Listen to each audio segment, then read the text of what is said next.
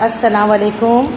آج ہم مضمون کریں گے کرونا وائرس پہ. بہت امپورٹنٹ ہے یہ اور بہت زیادہ چانس ہے اس کے پیپر میں آنے کا.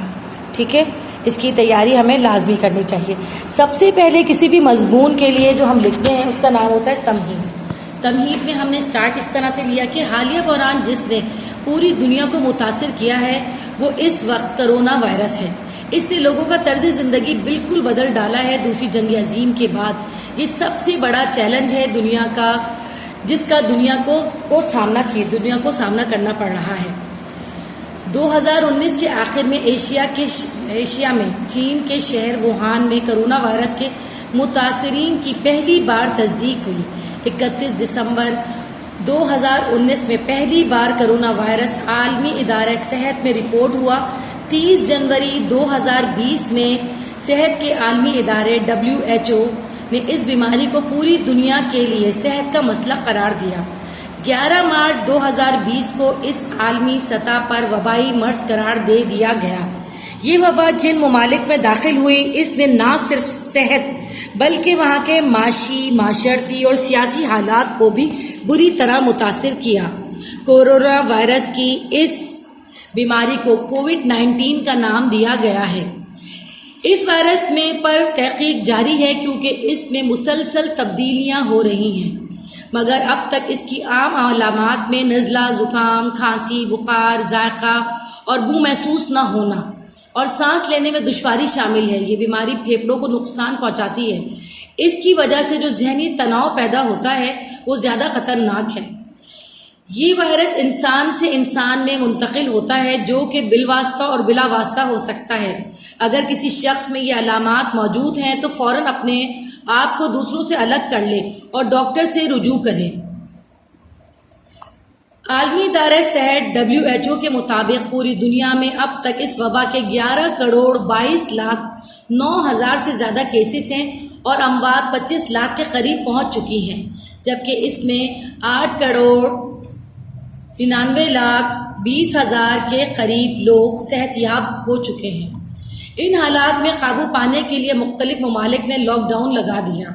کچھ ممالک نے مکمل اور کچھ نے جزوی لاک ڈاؤن لگایا, یعنی بازار, کھانے کی جگہیں, شادی ہال, اسکول, پارک, یونیورسٹیاں بند کر دی گئیں. آن لائن تعلیم کا انتظام کیا گیا. کم سے کم لوگوں کے اجتماع پر زور دیا گیا. 6 فٹ کا فاصلہ, ماسک پہننا, گلے نہ ملنا, ہاتھ نہ ملانا, کسی پر گھر پر رہنا جیسے اصول متعارف کرائے گئے. بار بار ہاتھ دھونے کی ہدایت کی گئی ہے. اس وبا میں مزید قابو پانے کے لیے کئی ممالک نے دوسرے ممالک کو پروازوں پر بھی پابندی لگا دی تاکہ بیماری ایک جگہ سے دوسری جگہ منتقل نہ ہو سکے. جہاں پوری دنیا اس وبا سے متاثر ہوئی ہے وہاں اس کے کچھ مثبت اثرات بھی نظر آتے ہیں. دنیا ٹیکنالوجی کی طرف متوجہ ہوئی. آن لائن تعلیم, خریداری اور کاروبار میں اضافہ نظر آیا. مختلف شعبوں میں تعلق رکھنے والے لوگوں نے آن لائن ملاقاتیں بھی کی. کئی ممالک کے موقع سے فائدہ اٹھاتے ہوئے ایسی اشیاء کی پیداوار شروع کر دی جو اس وبا کی وجہ سے ضرورت بن گئی تھی. عورتوں اور افراد خانہ کو اپنے گھر کو وقت دینے کا موقع ملا. یہ بیماری ابھی ختم نہیں ہوئی. اس کی دوسری لہر شروع ہو چکی ہے, بلکہ اب اس کی نئی قسمیں بھی ظاہر ہو رہی ہیں. ہمیں کچھ سال اس کے ساتھ رہنا ہے اور بہادری سے اس مرض کا مقابلہ کرنا ہے. اس سے نجات حاصل کرنی ہے. اس کے لیے ہمیں وہ سب احتیاط کرنا ہوگی جن کی ہدایات کی جاتی ہے. مشکل کے بعد آسانی ہے. یہ اللہ تعالیٰ نے ہم سے ہمارا وعدہ ہے کہ ہر مشکل کے بعد آسانی ہے. بس ہمیں ہمت باندھے رکھنی ہے اور کوشش جاری رکھنی ہے کہ سب کچھ ٹھیک ہو جائے انشاءاللہ.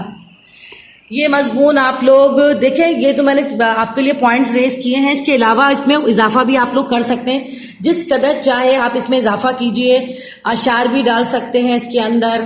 ہمت مردہ مدد خدا ہے، اٹھ باندھ کمر کیا ڈرتا ہے، پھر دیکھ خدا کیا کرتا ہے. اس طرح کے اشعار آپ اس کے اندر ڈال سکتے ہیں علامہ اقبال کے، دوسرے لوگوں کے. اس سے آپ کا جو مضمون ہے اور حسین لگے گا آپ کو، اور مطلب اور پڑھنے والے کو متاثر کر جائے گا. ٹھیک ہے جی. تو لہٰذا اسے زیادہ سے زیادہ لائک کیجئے، شیئر کیجئے، سبسکرائب کیجئے اور لوگوں تک پہنچائے جو اس سے فائدہ اٹھا سکیں. اپنا خیال رکھیں. ہو سکتا ہے اللہ تعالیٰ نے چاہا تو اسکول جلد سے جلد کھل جائیں گے.